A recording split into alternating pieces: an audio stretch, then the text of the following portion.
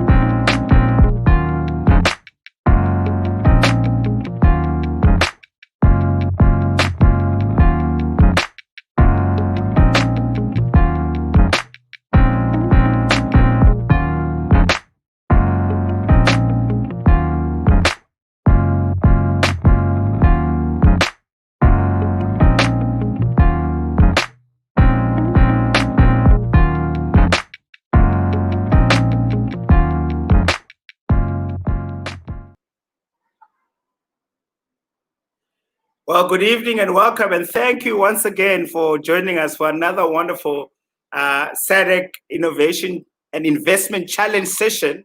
And this time we have a masterclass with my wonderful friend, Mr. Craig McLeod, the CEO and founder of Boxcommerce. So I've known Craig for a number of years, and he's always impressed me that, as a founder and as an entrepreneur, as well as just an incredibly talented doer and developer, hacker. So again, I'm excited for everybody joining us. And thank you for joining us once again. This is a second masterclass session. Previously, we had a session with our other wonderful friend, Mr. Tommy Davies, the one and only. And again, you can go to Facebook or YouTube to go and find that recording. You simply need to search for hashtag SADC Innovation or SADC Innovation, one word or lowercase, or go check out the Finmark Trust page on YouTube, and then you'll find that recording. It's an amazing pearls of wisdom. In fact, we're very excited, and once again, very thankful for Tommy for having spent the time with us previously in the last session. As we kind of join in on this session today, I'm joining you guys from, if you see the wonderful background behind me, from Umhlanga in KZN. So we are out. Things are a little bit more open up in South Africa. We're now on level 1, and things are starting to open up. And it is my birthday weekend, so it's an exciting time for me. Personally, I turn a big 4. So the best legends are born in October. So all the best for all the Libras this month. But particularly anybody born on the 17th of October, you share birthday with me, so excited to share that day with you as well. This evening we have a whole couple of very exciting things going on. We've got a new director of the show. Welcome, Megan, to the team. I'm so grateful to have you. Thank you to the team at DPK for participating, being part of this with us. But as per usual, we have some pretty regulars. One of them is being Dumisani Dube. We call him Dumi here. And he'll be joining us to share again his inspiration message for not only our ventures.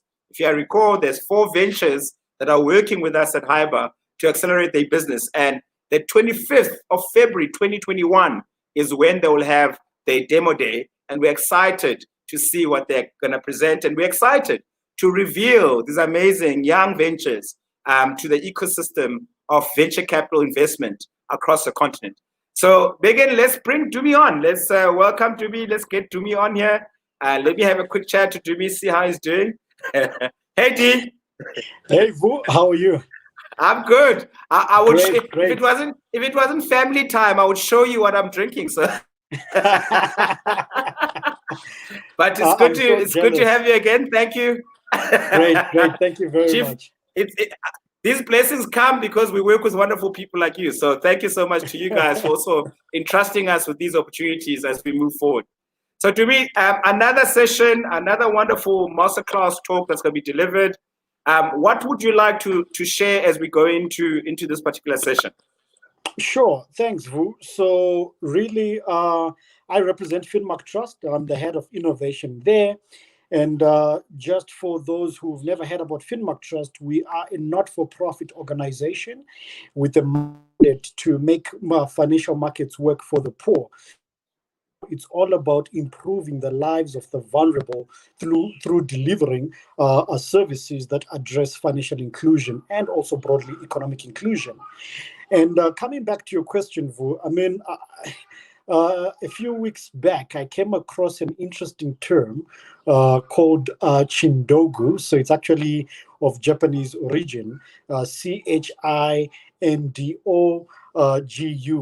And what's Chindogu? So these are inventions that defy concise explanation. And the interesting thing is that these inventions are not, they aren't useful, but they are also not completely useless either. And why am I bringing this up?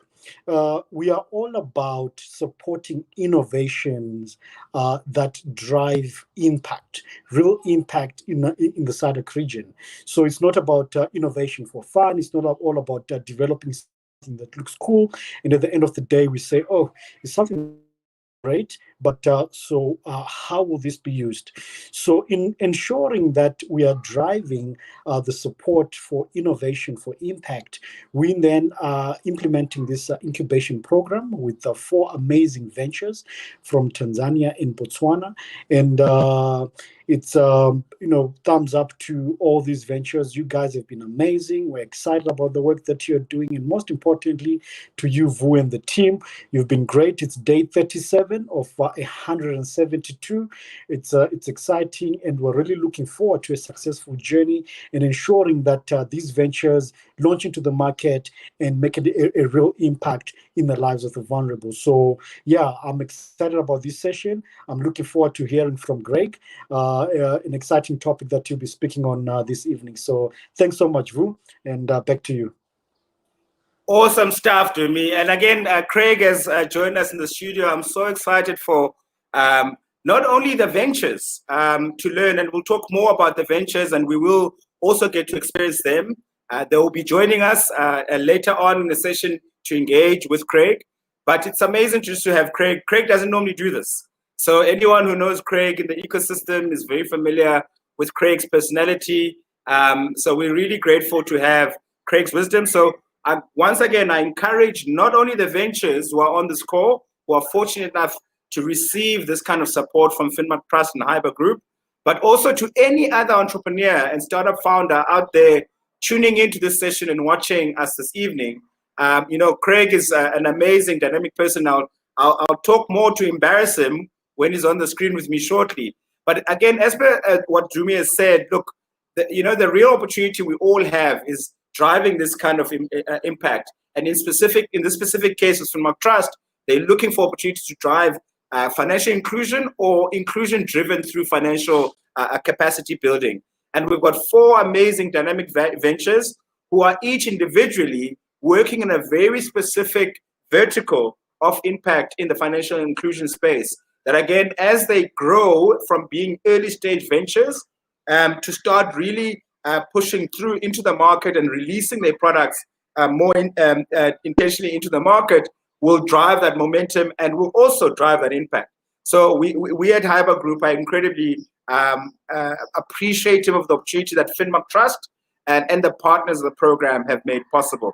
And again, the program is run by one of our colleagues, Mr. Abioli Okoye Dixon. So thanks to Abby and the team at HYBR Group for the amazing work you do. I get the glorified kind of opportunity to join you on these sessions, but also the personal pleasure of being the one-on-one mentor for the program in working with these ventures and helping them figure out some pretty dynamic and intense challenges. So with that said, I want to bring our special guest this evening, because I'm sure nobody tuned into this to listen to me, but they certainly found out that Craig McLeod is finally deciding to share his wisdom with the rest of us. So we are in awe and we bow down. So grateful to have you here, Craig. How are you, my brother? Well in yourself, Chief, and thank you so much for having me. Dude, I miss you, man. So I know it's been months and months and months. I mean, pre-COVID and all. So I'm looking forward to the time when we can all freely be in the same place, toasting with some Japanese whiskeys and having a good time in Johannesburg. So thanks for having you, for coming through, Craig. But before we kind of let you kind of roll with your message and with your wisdom, I wanted to kind of introduce the audience for those of you who don't know who Craig is. I've personally known Craig now probably going on almost a decade actually, and we've had some pretty nice moments in sharing Ubers for long rides and chatting very deeply about things, and many dinners as well, which has also been exciting in different parts of the world. So it's always been fun.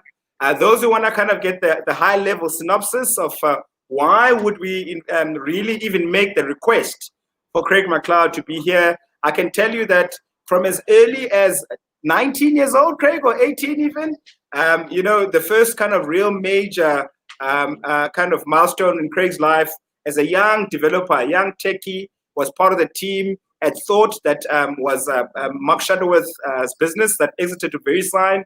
And Craig at that time, also like everybody else on the team, was slapped with an appreciative thank you of 1 million rand. Terrible things that happen in the startup space.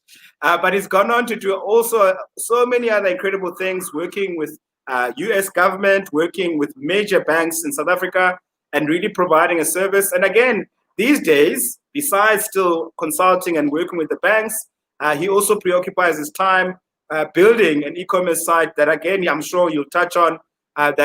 But between that as well, he also dabbled in VC. My friends, I spent some time with Clive Butko and our friends there in Johannesburg. So there's a lot from Craig that can share, both from a technical aspect of being a technical developer, but also at the same time, his VC experience and basically the formation of a fund. Because on the day, the fund business case or investment case is always going to be made in terms of the belief or what talent is available. And also for these founders, most importantly, the effort that it takes to build a successful business and getting that business into market. So thanks, Craig, for appreciating your time. I'm going to get off, leave you to it to make sure that you're ready for this. But, any kind of preemptive thoughts that we can all look forward to. And again, remember what I said. Don't hold back. Give us everything as it is. Yeah. So I think I'm going to start with, I want to make this really interactive. So please feel free to ask questions. I want to thank HYBR and Finmark Trust for putting this together. As you heard, when I was very young, someone took a chance on me, and I think a few more people, Clive and others, have taken a chance on me since then. I hope Vu has someone ready with a beep kind of buzzer, because I am totally not suitable for work, but you'll certainly get the honest version of things. And I'm really going to try give you the balance of my experience from having sat both sides of the table, both as someone who's raised a VC fund, who's evaluated 2,000 odd businesses, of which only I'd say 6 were sort of investable. I've now got 2 other funds coming down the road now, a $10 million fund and a $250 million fund. And at the same time, I have a business, I'm raising money. I've gone through the raising money out of the Valley thing. I'm currently raising another kind of seed round. We've banked a few million, which I'll talk about in the coming weeks. And I'm really going to hope to give you the balance of my experience, which really means all the time I totally screwed it up and got it wrong, because you really learn from your mistakes, or at least I hope you do, more than the things you get right. And as one of my great mentors used to say, which is a gentleman called Clive Butko, who used to head up Accenture and actually sits on my board, there is no winning and losing. There's only winning and learning. It's only when you stop learning that you actually start to lose. So I'm going to give you the benefit of everything I've learned, most of which is the benefit of my mistakes. And so I'm going to start jumping straight in.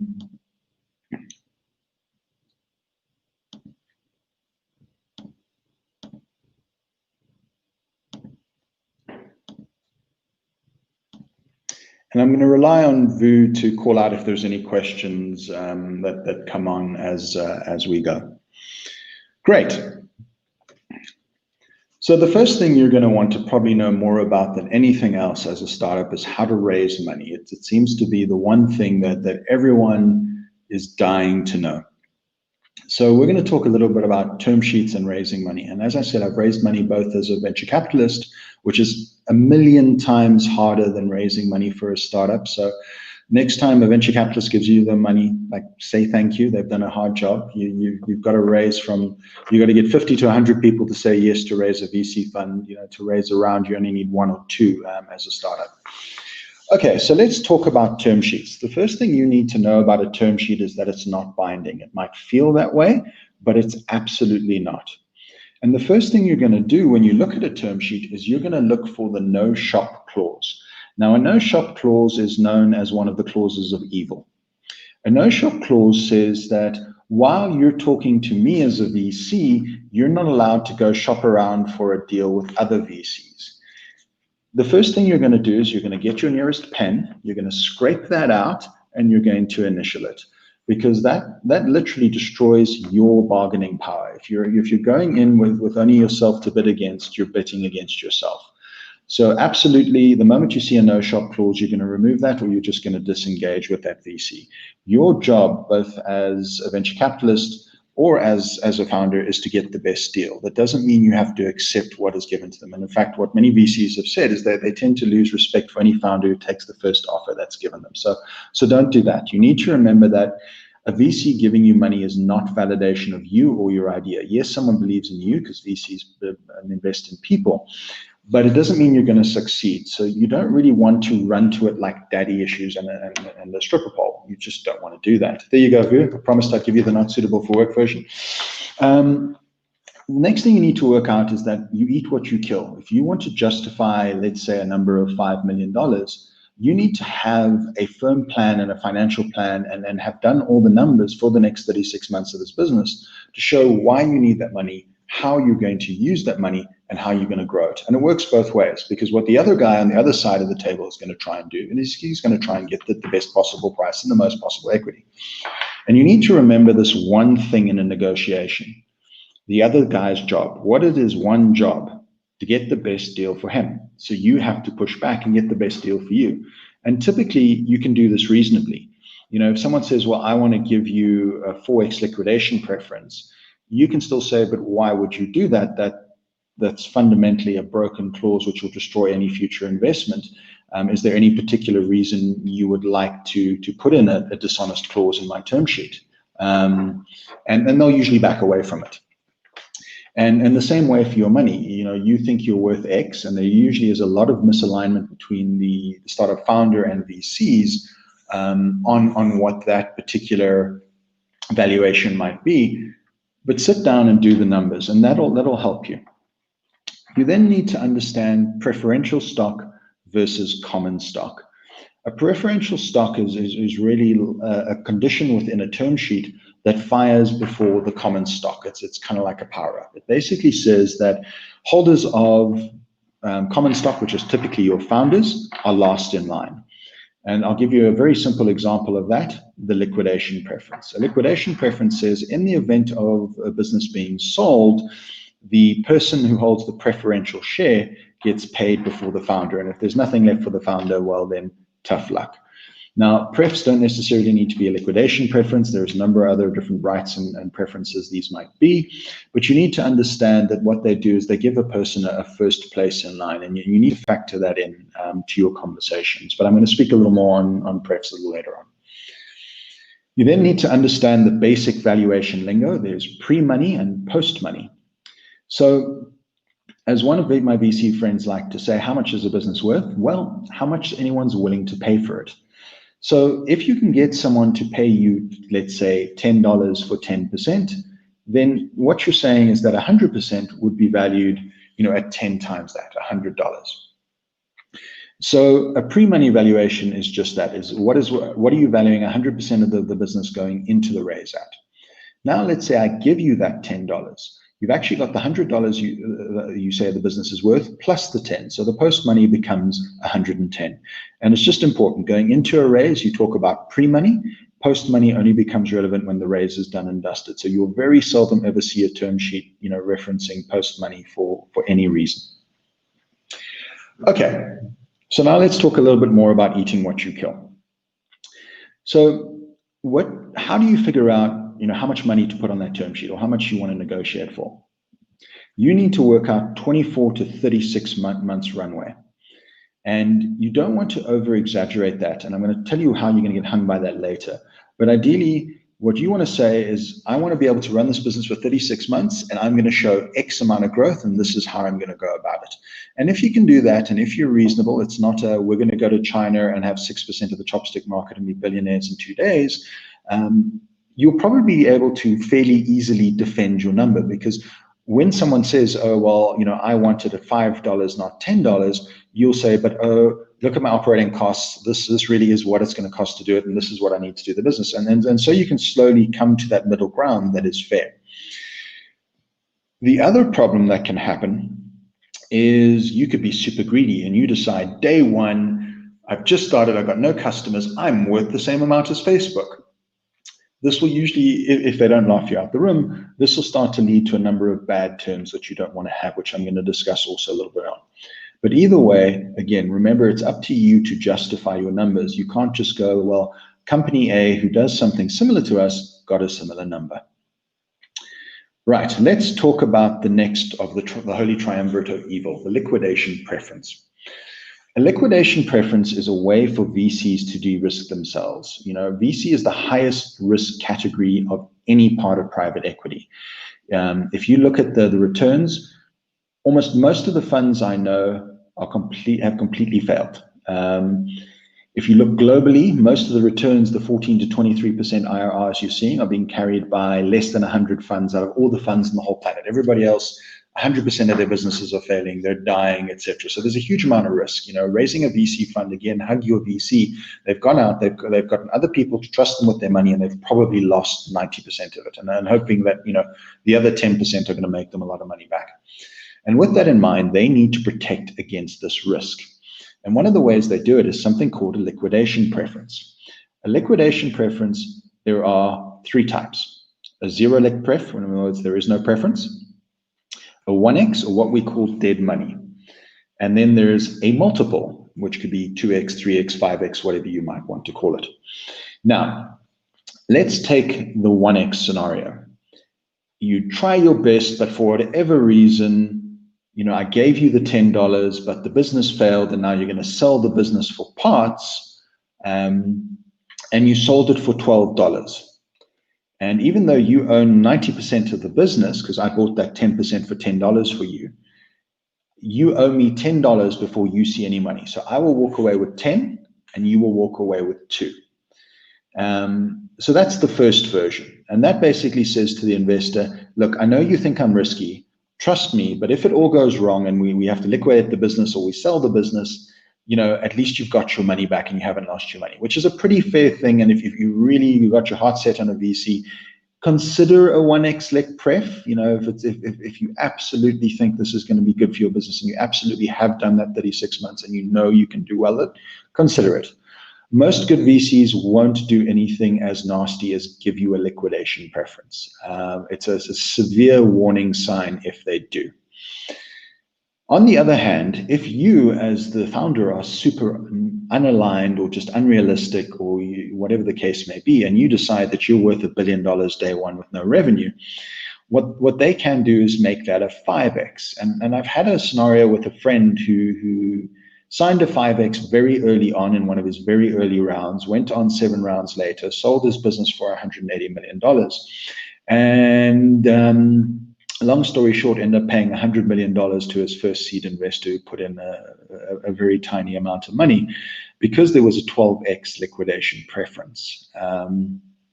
So please avoid the liquidation preferences, and if you absolutely must, never more than one.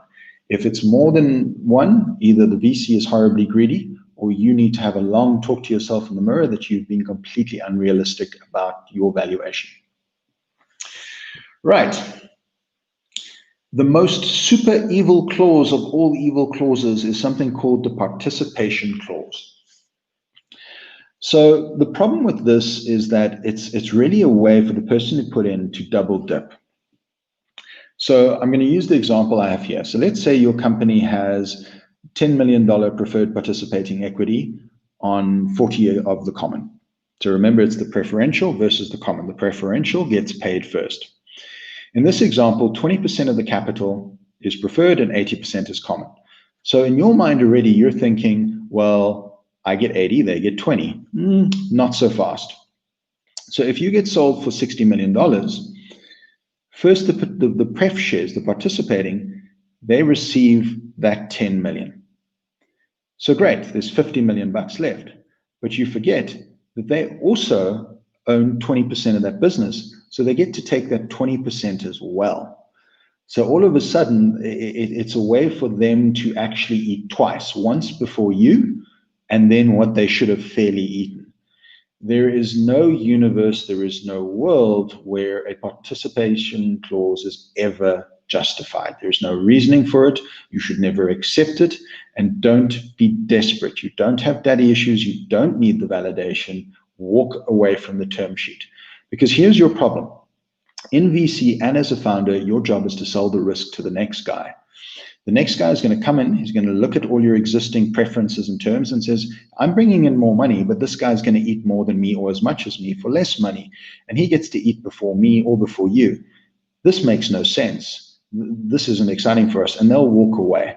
So what we tend to see is when there's or even worse, a liquidation plus a participation, which will end up being triple dipping.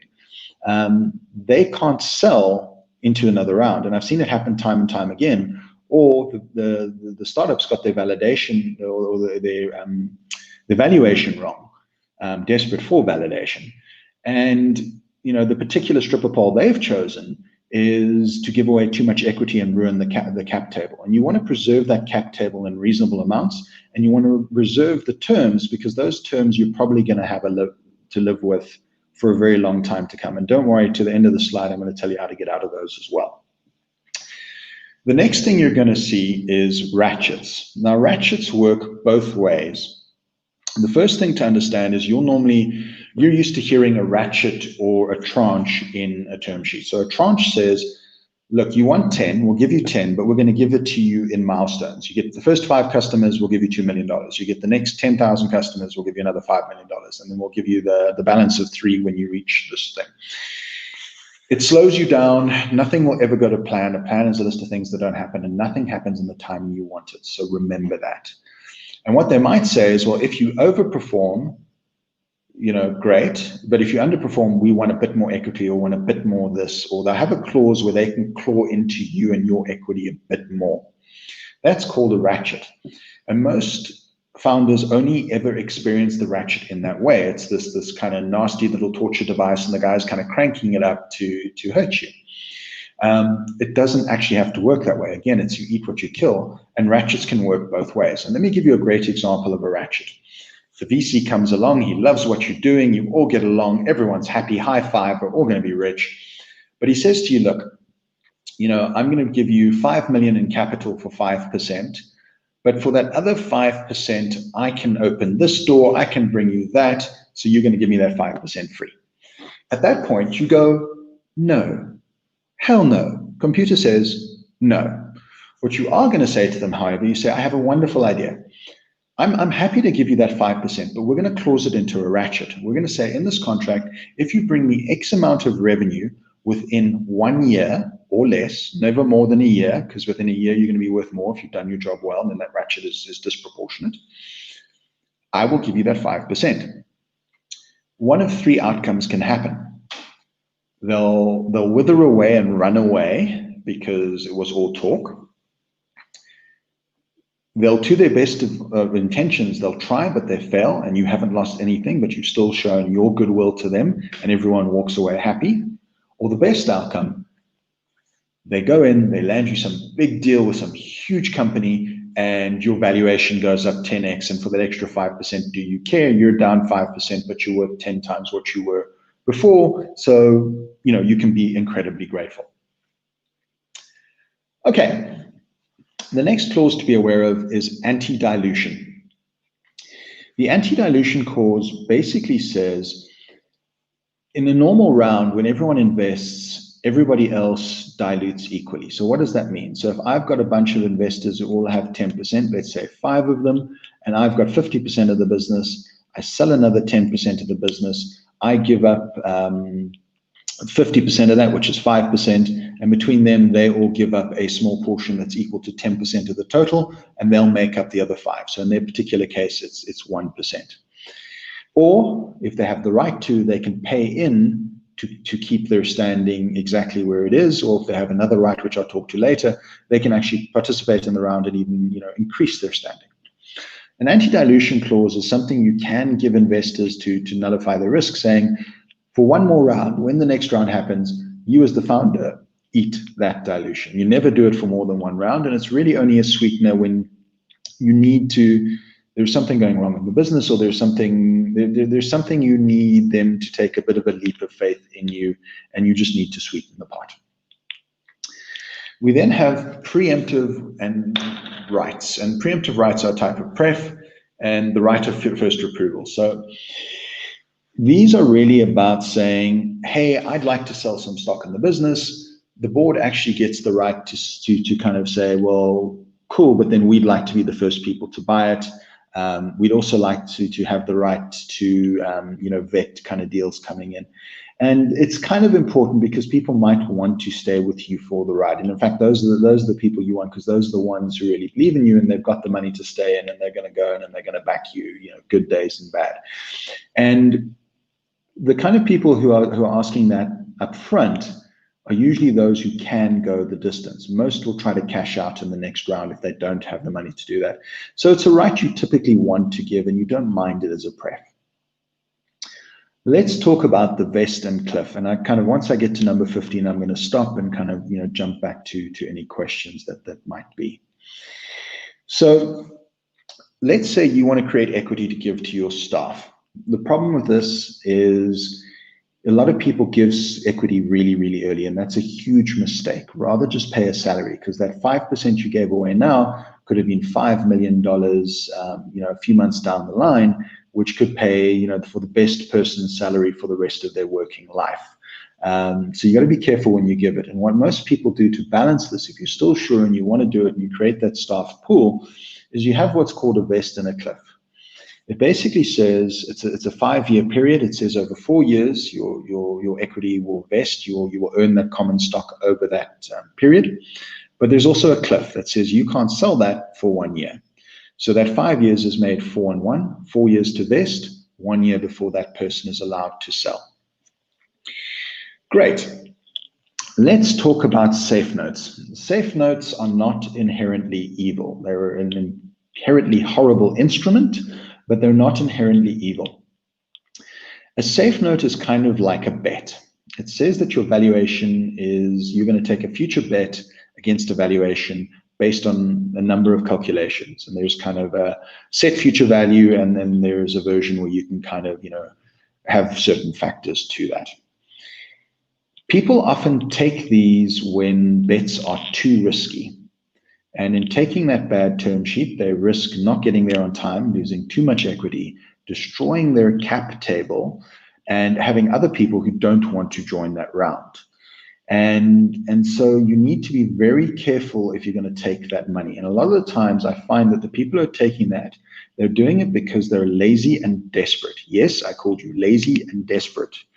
What you need to be doing is getting out of your comfort zone, growing your network, because people invest in people, and going out to find investors outside of your country and in other countries who are willing to invest on good old-fashioned clean term sheets,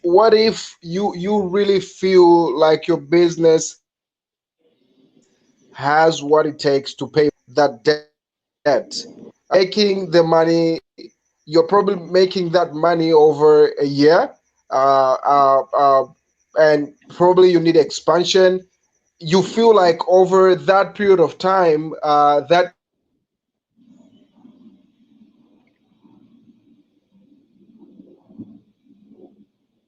Sorry, William, you've gone quiet. Yeah. But by the way, Craig, I think I hear William's question, and I'm a big fan of convertible notes. I won't lie. I think certainly in the context of our continent, where fish checks are hard to come by, it's probably, I would argue, one of the ways to bet on yourself before, obviously, while you're building up for a serious round of funding. But I'd like to hear your thoughts on what you think about what William has asked. Yeah? I'm going to say you're exactly right with what you were saying there, Chief. It's a good way to bet, as in go to the horse race and take a chance. And the problem is you're taking already a disproportionate bet against something that's incredibly hard to do.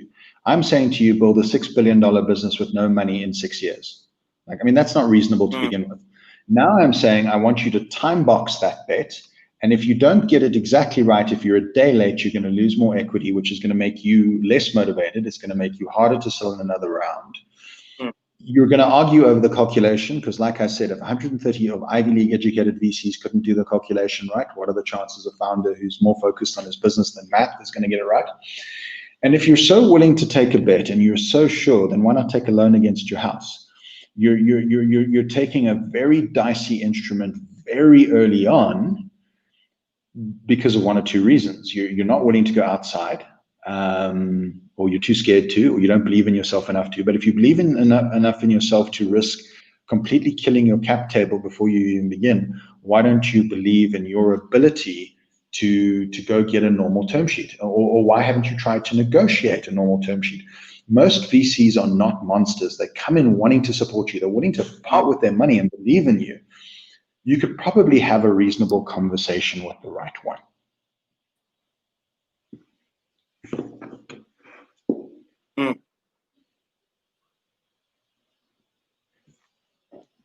So for me, look, I hear this argument. It's quite interesting. So if you try to kind of balance the two, right? The context of the framing that you've seen. Maybe it's the benefit of having had, the benefit of the career you've had. This is now the feeling you potentially feel, and I hear that argument very well as well. But what about these young guys? You know this in our group. There's a lot of these guys who just don't see the opportunity for themselves. They struggle that opportunity for themselves. What are they? We all know statistically, raising a round is not a guarantee for anybody. But more than just that,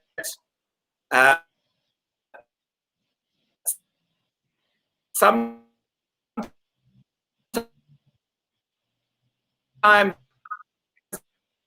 our founders are strong raising ready yet.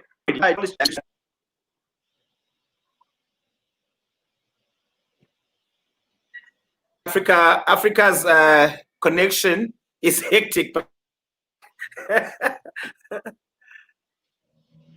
So I think then it comes back to my first advice. You eat what you kill.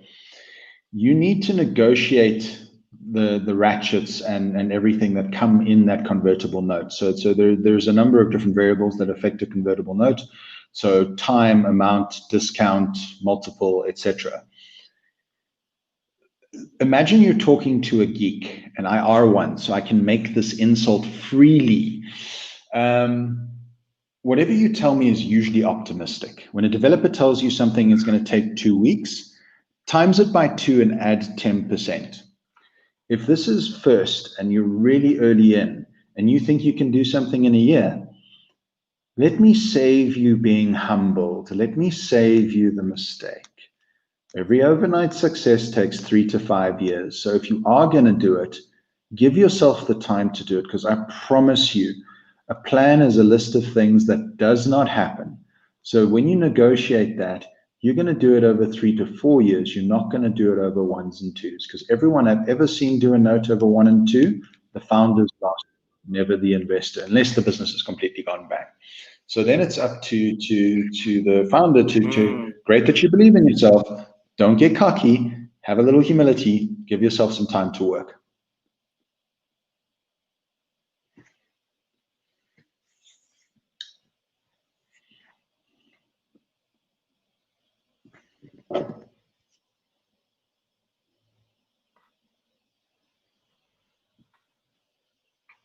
Okay, we seem to, there we go. Who is back?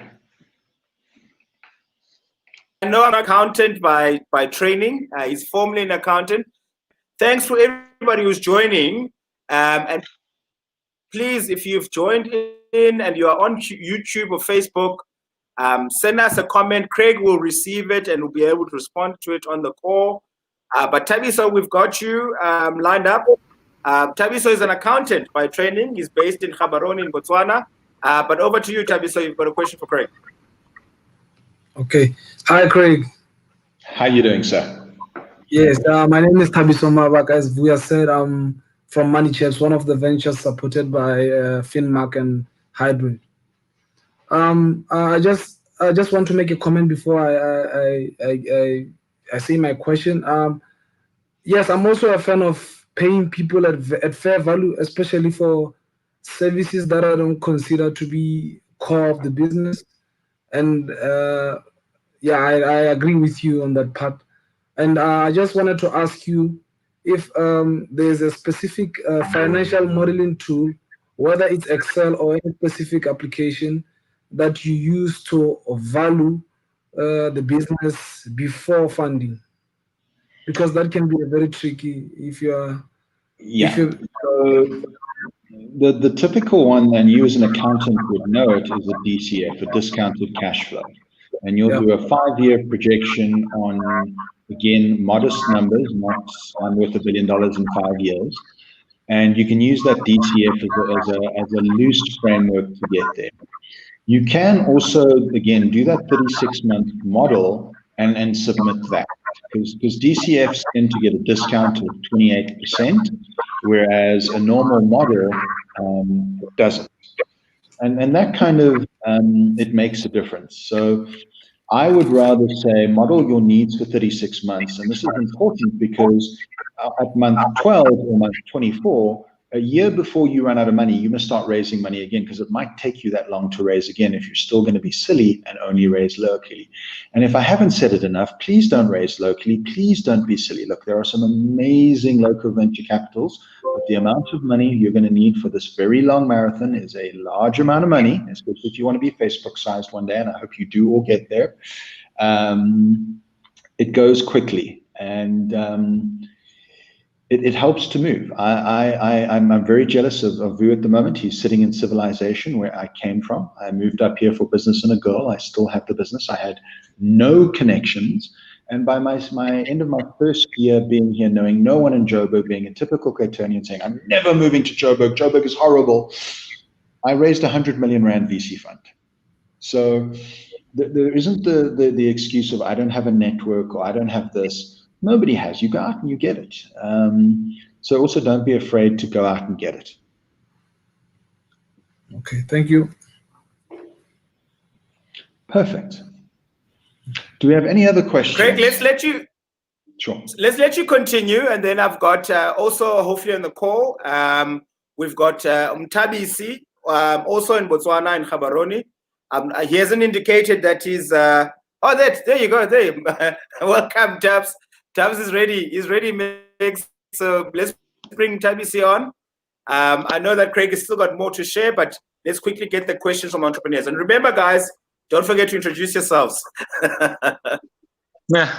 Hey, everybody. My name is Mtabisi Bukiti from Digital Diamond. We are basically an instant identification application.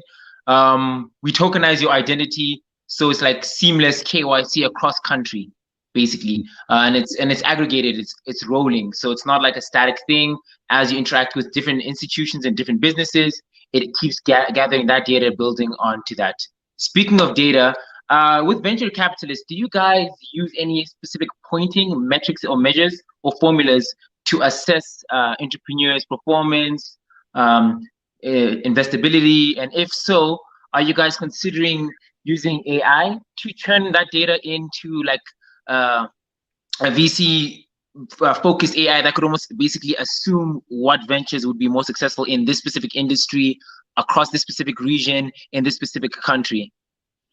So no, is the short version. Now let me expand on that. So most people don't know the difference between an algorithm and an AI. Investing as a VC is about 20 to 25 questions, pattern matching, or maybe 6 to 7 combinations. I could teach a 4-year-old chimpanzee to do it. It's not hard. What you're looking for is there a big enough market for what this person is doing? Very much, do you believe in the person who's doing it? Because people invest in people. So that has a lot to do with it. It's not data-driven. It's not driven by KPIs and benchmarks. It is much later, but by that time, it's too late if we're talking early-stage investment. There's a fair amount of gut. I need to figure out how scalable your business is. I need to figure out how hard is your sales cycle. So let's take a business like yours. Let's say you signed a convertible note with me. You're going to sell your cute little KYC app that every bank in Africa is building right now and has failed 3 times, and they're going to do something stupid like put it on blockchain, which is even worse, and then realize why that's a bad idea technically. And you're going to go, cool, and you're going to have a conversation. They're going to say they're interested. And guess what's going to happen? You're going to take 18 months to sign one deal, by which time I already own 40% of your business. Don't use the bad devices. But this is also the problem. So then already in my mind, I'm looking at who's your customer. Your customers, big institutions. You're going to take 18 months a customer. It's going to take you 5 to 10 years to get any customers if none of them build it themselves. So then what I'm doing in the back of my head, and I'm going, okay, kind of cool. If he wins, he wins. I'm going to be nice to him. I'm not going to really say no. VCs hate to give you a hard no. I'm going to kind of be nice to you. And one day when you succeed, I'm actually going to say to you, oh, but I was your friend all along. I mentored you. I was here whenever you wanted to talk, but I'll invest in you once you sign those 10 premium big customers. And that's just one of them, sales cycle as an example. So your sales cycle length is incredibly long. So there are some KPIs or there's some metrics that we use, but it's not data point driven. And it's because it's too easy to trick a data point, right? And it doesn't need an AI or even any kind of heuristic learning or even a GAN or anything like that. Surprise, surprise, the VC knows tech. You're not going to get any benefit from that adversarial network doing that analysis against, let's say, 5 different cohorts and trying to figure out best strategy. Because sometimes even the best businesses fail for no reason, because unfortunately there's still a 99% luck component. There's also a human component, and that's why you don't bet on horses, right? What if I told you you're going to lose your next 5 interpersonal relationships, your health, you are probably going to try or think about suicide at least 8 times in the next 5 years, you will be financially, emotionally, and spiritually bankrupt, probably within the first year. By the second year, comparing yourself to everyone else who goes to these little ecosystem events, which are a complete waste of time, you're going to feel completely inadequate because they're all pretending they're great. And believe me, they're not great. They're just as bad as you. What if I said that was your first 5.5 microseconds of being an entrepreneur? That's what you're signing up for real. Versus the entrepreneur porn that we're all sold that it's wonderful and this and that, and doing people a huge disservice. What is my bet that you as a human being won't jump off a bridge or give up or, decide that keeping your wife or your child is more important than my endeavor? And then again, an AI can't predict for that. So I mean, that gives you kind of all the human factors as to why what is a very simple algorithm that is very easy to do on paper will never be really AI'd. And it's just because it has two horribly flawed variables, luck being 99%, and then the other being a 1%, which is a human, which is far less loving than this cat, who has to perform at 5,000% for 5 years without breaking or burning out, which is again why I'd probably like to get to know you and hope that on some level you were an abused child, because someone who sustained massive amounts of trauma, rape, abuse, bad interparental skills, something like that, probably has the makeup to survive the horror show of what is about to happen to them on this lovely journey that is being an entrepreneur. Because what I want to happen is I want you to run a horse race. And while you're running that horse race, I'm going to take a bazooka and I'm going to blow that horse out from under you. I want you to pick that thing up, throw it on your shoulders, and beat everybody else in that race. And that is the minimum amount of effort I expect from you. Yep, that was practically the most accurate answer I could get from it, because I totally align with that principle and holistic view. Chewing glass and staring to the abyss is what I like to call it. Yeah. I promised it would be honest. And you'll get more of it as well next week. Imagine spending an hour with Craig. So we'll arrange therapy for all of you, and then we'll use the last 10 minutes of we'll use the last bit of the session to bring back the ventures and to also take some of our viewer questions from Facebook and YouTube. So keep going just to get through your talking points, and then we'll bring it back to closer to 20 past so that we can get the final questions and everything. No problem at all. So these slides are going to be quite a bit quicker. So DevOps, one of my businesses, we build radical products. So we build things with great market fit, but we take them from zero to in market and the first 100,000 to 1 million customers in some cases within 90 days. So that's a little more than your typical hackathon. And how do we do that? And I'm going to give you the best pointers to make the most of that dev life cycle, and in order to make the most of the little money you have, so hopefully you get to a great product. And I want to stress a couple of points. And the first one is agile, and a lot of the words you've heard thrown around. In agile, your goal is to make, firstly, a minimum viable product. Now, that minimum viable product does not mean doing a whole bunch of things. It means doing very few things incredibly well, and I can't stress the incredibly well part enough.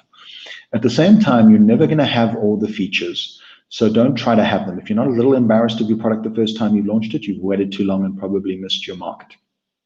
Features are like sprinkles. You can throw words like AI and blockchain and other masturbatory terms into your pitch deck to try and confuse very poor investors of low intellect, but they don't add any value.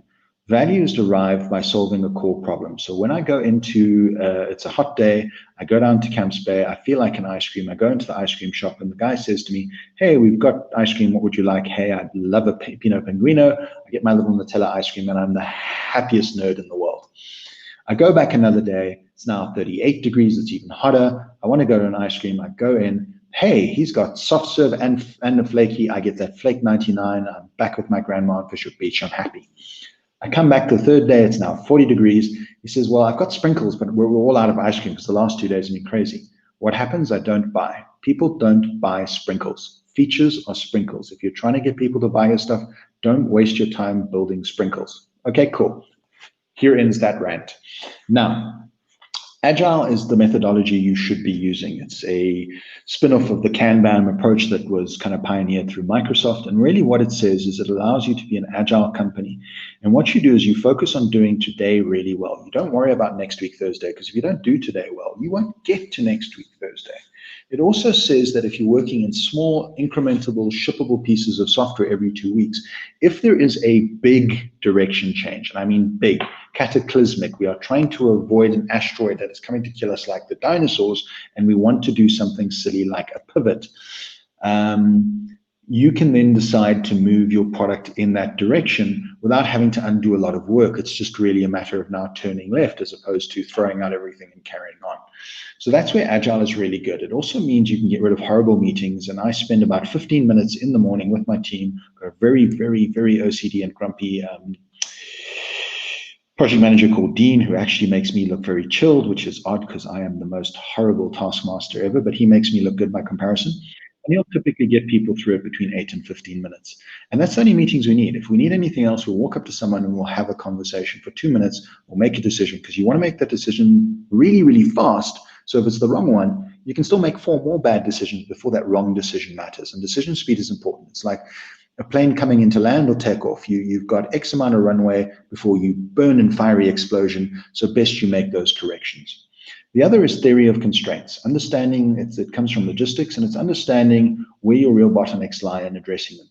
Your job is to enable other people as a founder. It is not to come in and say, I have the answer. If anything, it's to have your customers tell you what the question is, and have your team come up with an answer that your customers validate. And you need to enable people and figure out where your bottlenecks are continuously in your dev, in your code, in your UX experience, in your resources enabling this. The next thing is to have a good CI pipeline. So you don't want to be using lots of dev tools. So in some projects, one person using a Mac would design their stuff in Sketch. They then export it into Zeppelin so customers could comment, and then we'd have to build the prototype in some random tool. Instead, now we have XD, we do the designs, we do the prototyping, and we do everything in one single tool. And the same with our development pipelines. We use the Microsoft CI, so everything from our testing, our building, even our cards are linked to actual code that happens, and if a test fails, the card moves itself automatically in the agile environment. But our entire process, we push a button, and like an assembly line, it runs end to end. We don't have to waste time with extra linters, extra packages, stopping to do some weird archaic process. So get a good CI, and with that said, get a technology platform that makes sense. One of the mistakes we make is we choose what we know, not what is right. So over my years, I started off with Thought, which is a very Unix environment. I moved to the very Microsoft-y kind of stuff. I sold some tech to Google. I've used a lot of different things, and we've got people in our team. One of the guys built elastic scaling for Amazon. Another guy's ex-Microsoft. We've got a lot of cool guys with stuff they like, but they like that stuff because it's what they know. And when we started building this in AWS, we took one look at it, we threw it off, we moved to Microsoft, because for everything we were going to do, Azure made more sense. And do the same thing. Just because you want to now dev something, and the cheapest guy you can get is your friend's brother who read a book once on PHP, you're now going to base your entire future on PHP and, let's say, something silly like Laravel. And we've done lots of work in PHP and Laravel. I'm not knocking it because it's a random tech, but just because we know it. Get people who are going to use the right tech up front and be willing to pay for them. Having 20 guys who don't know what they're doing is not more efficient than having 2 people who you're paying a bit more money to who do know what they're doing. Then you need to learn how to hire well. You get the prodigy versus the great hire. Prodigies tend to be like boys before an exam. There's a huge amount of effort, then for 3 months they do nothing, and then the day before the project is due, they quickly do a bit of effort. You don't want that. You also don't want people who fall into the drama trap, where they're going, okay, I'm going to save the day now, or we need to get this done. Because if they're feeding drama and urgency, you're feeding on drama and urgency, which means you're not planning well. You're not running a good shop. And more to the point, everything's on fire and you think it's fine, and that's a normal way of running a business. It's absolutely not. The people you want are the people who are quiet, who are collaborative, who do their work on time, who are consistent, and on more often than not, make the right choice. No one will make 100% the right choices, but the ones who make 51% more right choices, and if you're doing them fast, as I described before in Agile, you'll succeed and you'll move forward. The drama children, or the I'm better than everybody else children, or I'm a savant, they might be, but they're also solo climbers, which means they don't work well in a team, and as the team grows, they won't be able to manage them, and you kind of have to leave them in a corner, and eventually they'll malfunction on a personality level at some point. Whereas the balanced people who are thoughtful and considerate will build thoughtful, considerate engineering, but they'll also collaborate with their group, and that will get you further.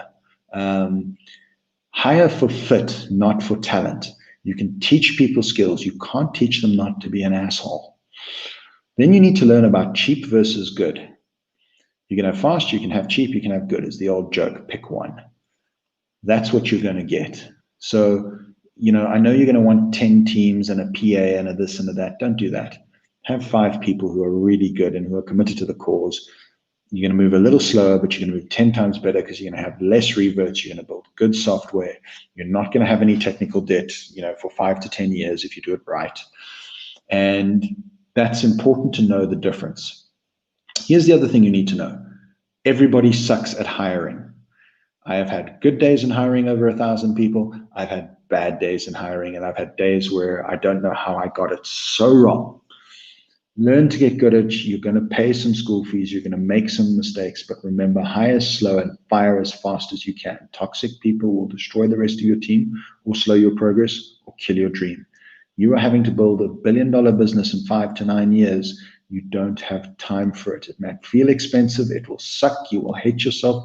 You will feel like a failure. Learn to do it. Right, next pausing moment.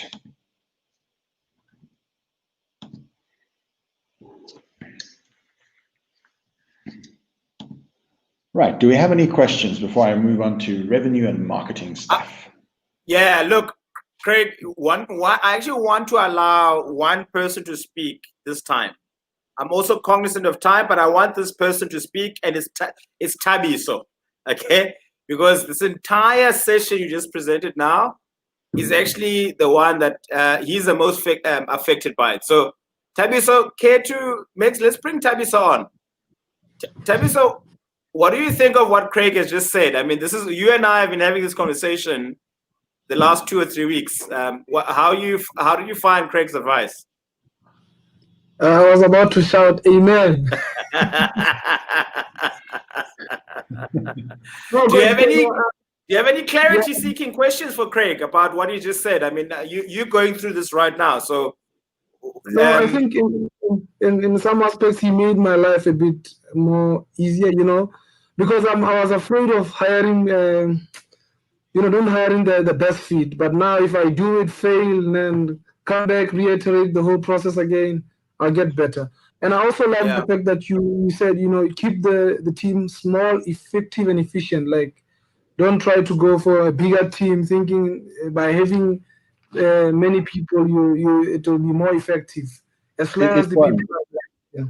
Because here's what I want you to keep in the back of your head as well. You're going to hire that next person.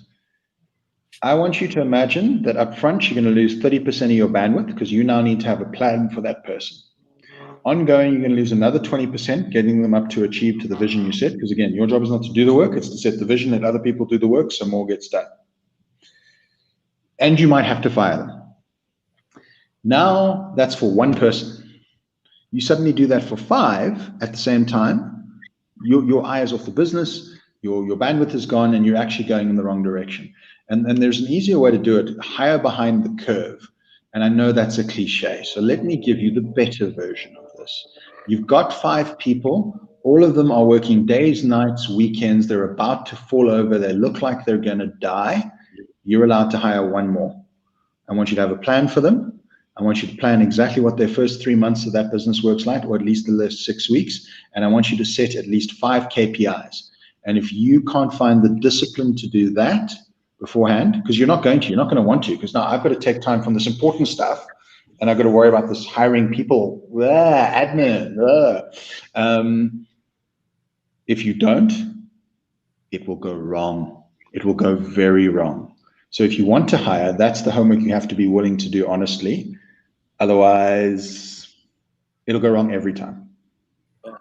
And I want to be clear, look, all the teams have one or other people-related challenge. It's just that Thabiso was very particular for this one. I want you to continue to finish so that we can focus on all the questions that all the ventures have for until the end of the engagement. All right. Sure. So continue. But I knew Thabiso needed to comment because I know he's actually been battling with this part specifically on DevOps. And boys and girls, feel free to ask me anything along the ride. This is a horrible journey. You're going to compare yourself to everyone who looks like they're doing great. I look like I'm fine. I'm fine as in freaked out, nervous, insecure, and emotional. But ask me, and I'll tell you some pretty cool horror stories of just how badly I got it wrong too, so that you don't feel alone, because that will eat you. Yeah. Alrighty, let's get back to. But let's let you wrap it up, and then we'll bring all the questions in. Yeah. Okay, so let's talk about revenue.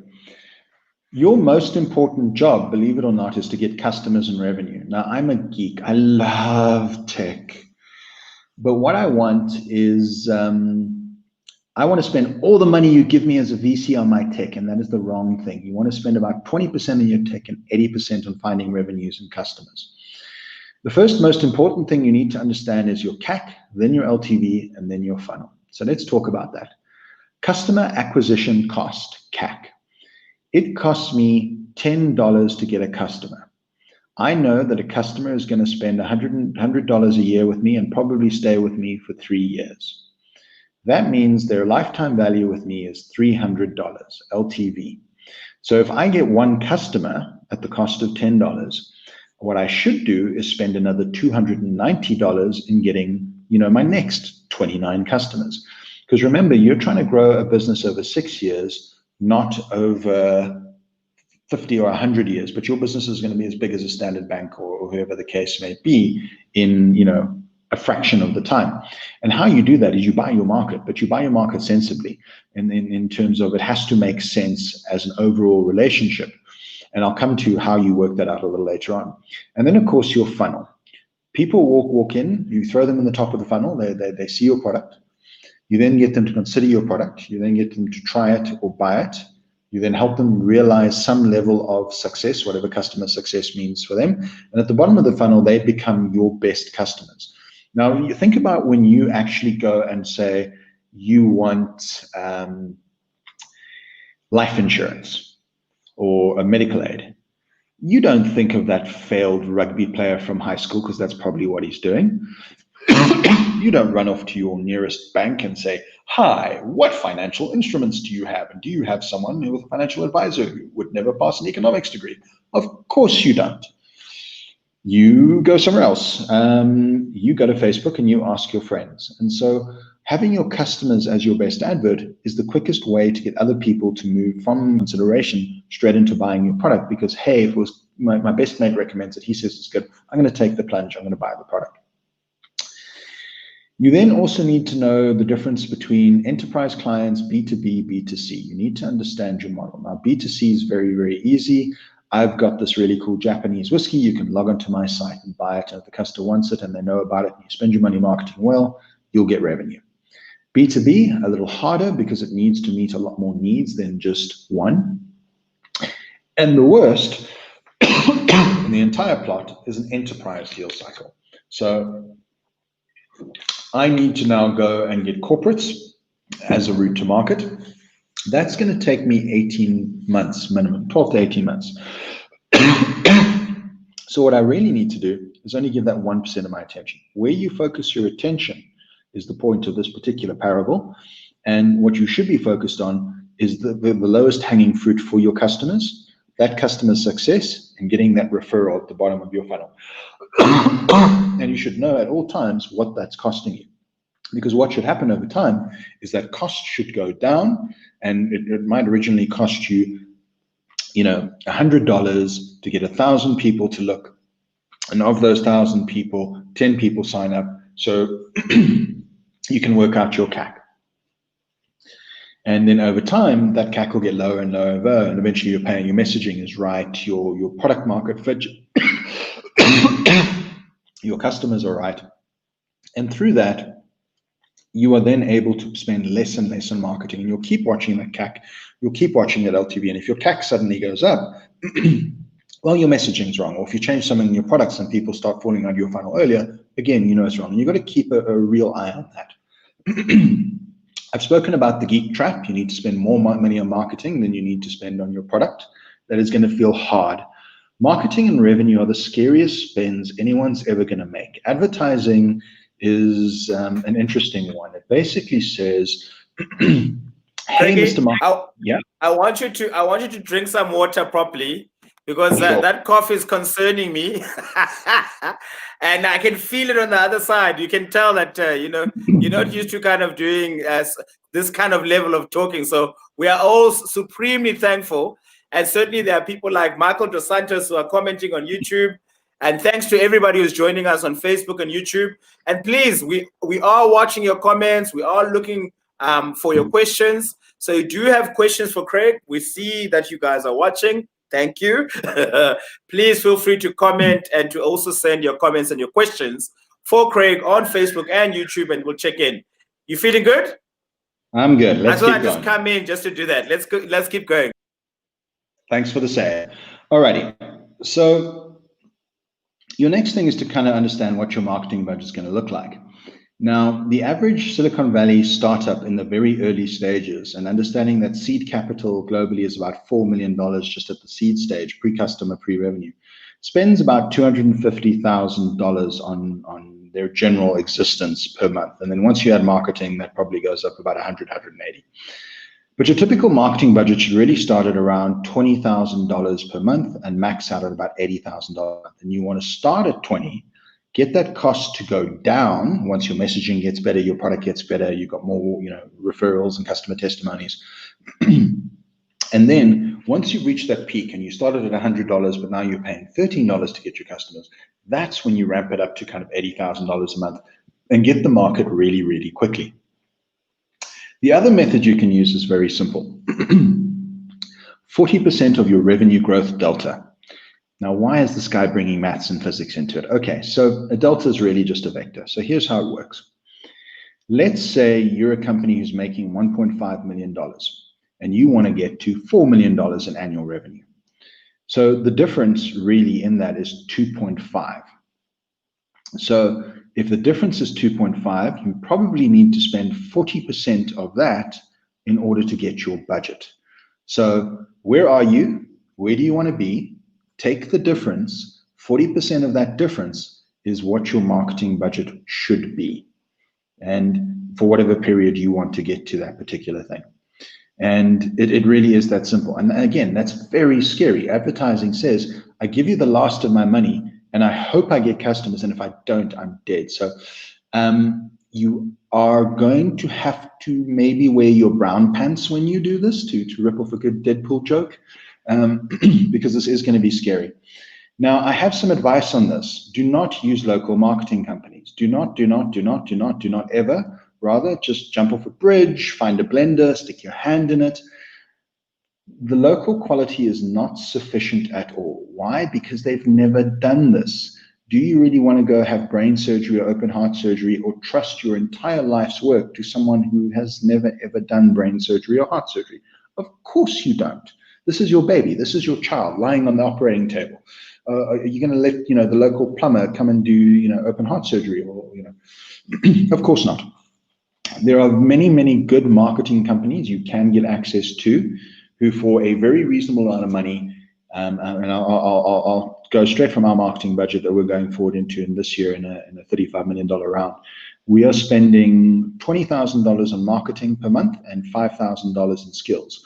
Now, if you think about that $5,000 in skills to hire a decent growth person, a decent designer, a decent copywriter, a decent dev to implement all those landing pages, I can't even do that for $5,000. But for that, I can get the company who built Zero, Airbnb, Uber, and their funnels, and it's costing me $25,000 a month. And I don't have any risk because they've paid the school fees. They've done this before.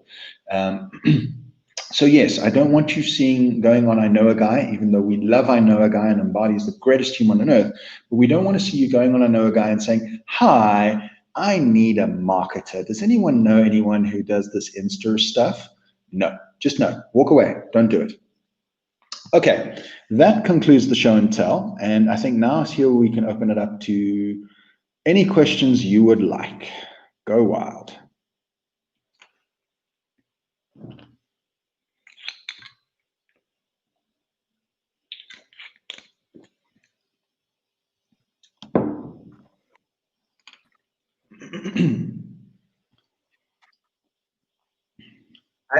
My apologies, I lost you there for a second.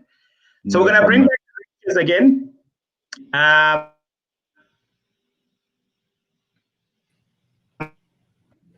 My young fellow chopping at the bits, William. I think let's bring all of them in. Thanks, Megan. Thanks for that.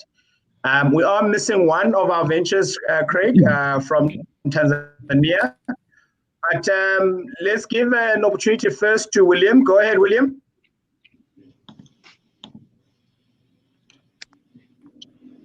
We can't hear you, William. Okay. So while we wait for William, let's let you go. Dumisani, go ahead. Okay, Craig, it was an excellent podcast. Honestly, I'm grateful that you took your time to do this. Vuyisa was actually telling us a lot about you, and I was like, I really want to see how much value I can get from this. And I was really impressed with the kind of nuggets of knowledge you had, especially with hiring, because hiring for me, it's literally like Russian roulette. Like, there are days where this person ticks all the boxes, like has the back end, front end. You can see, past code. The day they come into the business, it's like, what's happening? Like, and this whole, I want to work remotely so they can work on 3 other companies at once, and then your company just goes under. Oh man, like, and then trying to convince them, no, you need to work at the office. So anyways, what you're saying is, it just speaks waves in my life currently. In fact, it's so accurate that with Abiola is helping me. I sent out a dev opportunity, like developers opportunities to work at the company. Over and above that, I am in the process of hiring, which is crazy, 5 people over and above the existing staff. Yeah. So do you have a plan for that? Yes, I do. Oh man, this is gonna work like. Yes, KPIs. In fact, we're using the 90-day. We used to, Finmark Trust and HYBR Group gave us like this 90-day program. I don't know if I'm frozen. Let me just check. Yeah, they gave us this 90-day program thing that we use to basically like highlight what you need to do. I had a plan for them before I had an idea about them. Good. I want you to pick 3 to 5 things for each of them. That's the only thing you measure against. That's the only thing they're allowed to do. 5 things max, like any good KPI dashboard, and measure them.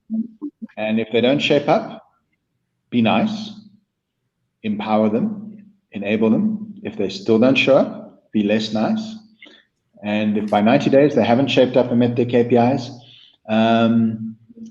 you should hear a sonic boom. Their asses kick so fast out that door, with all relevant HR and fair dismissal processes followed. For failure to meet KPI. Yeah, no. And then just one more question, Craig. I want to know, like, I know we have like a one-on-one with you later on. It's just, I'm curious as to know like your current dev protocols, your dev like outlines. How do you identify a bullshit, for lack of a better word, especially when there's just so many different languages, there's so many different experiences, there's so many potentials in people. Like, how do you just say, this guy is just bullcrapping? So if you're not technical, get someone who is technical to conduct the interview for you. Ask them as a favor, or get someone who's really, really good, pay them for that 1 hour, because even if you paid someone $1,000 for that hour in Rand terms, and they saved you from a 20% placement fee on top of 3 months of someone at 40 to 60 to 80,000 Rand, that 1,000 Rand is suddenly actually really cheap. Oh yeah, no, I totally get that. It's just like I'm technical, but we're technical in different respects.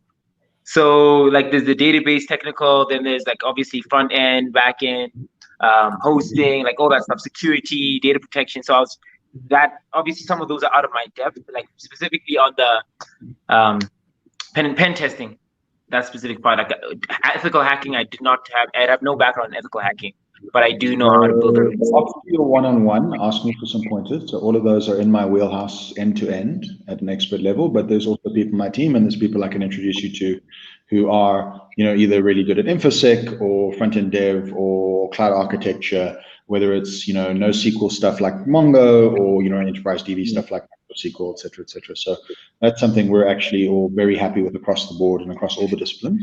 But also I can just point you in the right direction of people who are equally and can tell you, look, consider this basic stack, and then based on that, let them interview the right people for you and save yourself the trouble, do the technical test. Because the other thing you're going to do is you're going to rush to it, right? It's another stripper pole. You're going to rush to it, bad ideas, poor life choices, and you're going to want to hire people quickly because you got to get moving. Urgency, false urgency, drama. Stop. Learn how to not feed on that. That took me years to learn. Hire slow, fire fast. And hire for fit. Can't teach people not to be an asshole.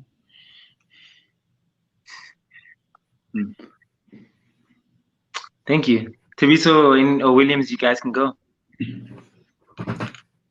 Yes, this was a very insightful session, Craig. Thank you. And for me, it's more like a blessing going through these sessions and the incubation at an infant stage of my business. I think it's not many people get exposed to this kind of stuff when they're still at an early stage of their startup. So I'm very grateful. Thanks. Happy to help. Yeah. Awesome. William?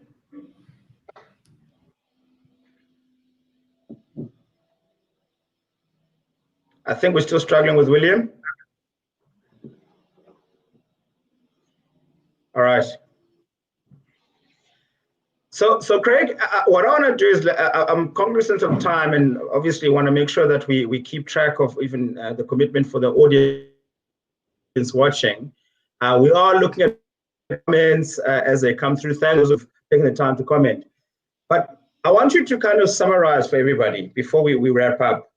And for me, what are the things that are most important? If you could share any advice. Yesterday, we spoke about term sheets, we spoke about DevOps, we spoke about some revenue hacks.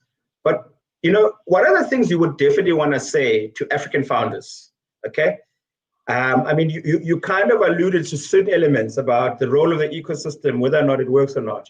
The ability for them to raise funds, et cetera, et cetera. This is the platform, this is the opportunity, this is the here and now. Very kind of quick reflectively, what 5 points do you want, that are non-negotiable that every founder in Africa needs to be very consciously aware of, needs to be very intentionally in tune with, and needs to be very directly focused with? Okay. That is a great question. Let me I know I'm kind of putting you on the spot, but... No, that's fine. Okay, so the first thing is, this is going to be hard. It is going to be harder than you ever imagined. Don't be hard on yourself. It's going to take longer than you think. Don't time box yourself. It's a marathon, not a sprint. Doesn't even do it justice. It's a platitude at best. You are an African. By default, that means you are used to doing far, far more with far, far less. You need to see that as an advantage and believe in yourself. You need to learn you can't do everything at once, and you need to learn how to hire. You need to get in market and focus on that revenue as much as you possibly can. And if you don't want to follow my advice about going and finding funding and growing your network or doing it that way, if you don't want to not take a bad term sheet, here's my best advice. Do not quit your day job. The worst thing you do is quit your day job and go become a startup. Keep your day job. Let that pay for your startup. I had a friend, I kid you not, he sold his business for $480 million. And only on the last day did anyone notice his name tag, because he worked in the same building as the company who bought him. He never left his day job when he sold. I think those are my key advices. I have one extra. There's a sixth one. Sorry, badly named trilogy. Here we go. Get good at managing your stakeholders, not just the ones who believe in you and give you money, because they've taken an incredible risk and you should be grateful. Be good to the stakeholders in your life, your friends, your family, the people you date, because those are the first ones you're going to screw up with. And you will. Yeah, brilliant. Brilliant. Now, I'm not going to make names, I'm not going to point fingers, but, naturally in a program like we run, it has its own fair share of challenges. And I wanted to kind of give the opportunity to kind of ask you directly and for you to respond directly. One, what happens when someone has got a day job and is trying to balance building a venture, accelerated venture with a day job? What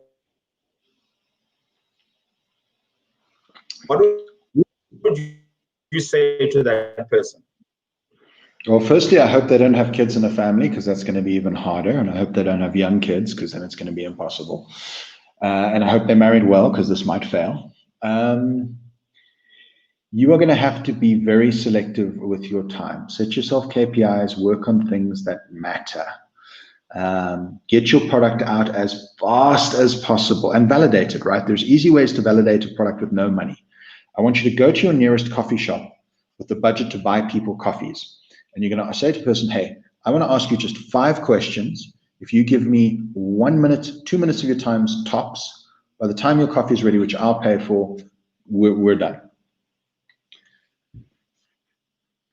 I'm doing this. Would it solve a problem? And I want you to know. So, yeah. Would you pay for this? How much would you pay for this? Would you pay me if I could deliver it this way? And what would make you buy it? And if you can get 100 people to say yes, you've got a business. That's all you need to know. Yeah. Then from there, get it out fast, sell it lots, and then slowly migrate over as you've got revenue. Yeah. And then last one in 30 seconds, and again, I know this one is one of your favorite ones. The kind of knee-jerk kind of ecosystem, drinking my own Kool-Aid, I think I'm going to change the world, but I haven't proven anything type of profile of founder. What advice do you give that kind of founder? Nobody cares what you're going to do. People care what you do. Don't take out the adverts. Don't focus on events. Don't focus on competitions. I need you to be ruthless. I need you to focus on things that either get you money, customers, or an advantage. Anything else is you stroking your own ego and your own insecurities. Trust me, you've got plenty of time to be insecure. And if you're doing this, you're already a broken toy. You've got lots of time for that. Someone can, pat you on the head and make you feel better about yourself. But don't fall into that trap. Don't believe your own bullshit, because you will want to. There will be days where it'll be so hard you'll need to. But don't. And don't worry about the signaling of the ecosystem around you. The ecosystem around you is to support what you're doing. It's to create markets. What it is not for you to do is to waste your time, because your time is important, interacting with it. Don't go to an event. Go have a coffee with a friend. Don't walk up at some ecosystem thing and compare yourself to the person next to you, because everyone is going to tell you the same thing. I sell the same thing. I'll give you a great example. We have a wonderful mutual friend. We've got two wonderful mutual friends who know how to deal with me, Aaron and Marcella. First question they ask, how are you? They listen to the inevitable conversation, because I talk about my business, not about myself or how I am, and my entire well-being is related to my business. They let me do this. And then they go, I didn't ask about your business, I asked about you. How are you, you stupid idiot? So also don't compare yourself to that ecosystem. Work on money, customers, and advantage. And if it doesn't give you that, don't do it. Other people are building it for you, and that's great, and they're wonderful. And this is why you need Finmark Trust. This is why you need HYBR. This is why you need all these people who are doing these things around you and giving back and creating an environment to help you thrive and making it a little bit easier and giving you advice and giving cautionary tales like me. But your focus, and I know it's a cliche, is not on those events. I see lots of people who are, they want to go to Singularity or some other, meaningless thing that has no value. And to be seen at the event and to work at the coffee shop. What do? I run a startup. Oh, you were a trust fund baby, and last week you were a model, and next week you're something else. Good for you. Run along, go play. Be real, be focused. You're going to hate yourself if you don't give it your all. So don't get distracted. Yeah, well, that's amazing, Craig, and we've taken up so much of your time. So I want to thank you personally. This is a wonderful opportunity that you've given these companies and these ventures. And everybody else who's tuned in to this amazing session, and to the people who will be tuning in future to these sessions. I trust you've enjoyed this amazing dynamic masterclass. Craig, again, has committed so much to this process with us, and we absolutely look forward to engaging in some more here. Has so much more of his knowledge that he's very keen on sharing, and I hope for the positive reasons which we'll share even with the broader community. But for that, we want to thank him for having been part of the masterclass guest symposium with the SADC Innovation and Investment Challenge, sponsored by FMT, Finmark Trust, and as curated by HYBR. So thanks to everybody who's taken the time to join in. Thanks to our ventures. I'm grateful that you've had the opportunity to engage with Craig, and look forward to how you engage one-on-one with Craig as he tells you even more about how you can take your venture forward. And with that said, good night from me, from KZN Durban, and enjoy October. This is my birthday message, so And thank you so much to everybody who's been part of this journey. And good night, everybody. Thank you, Megan.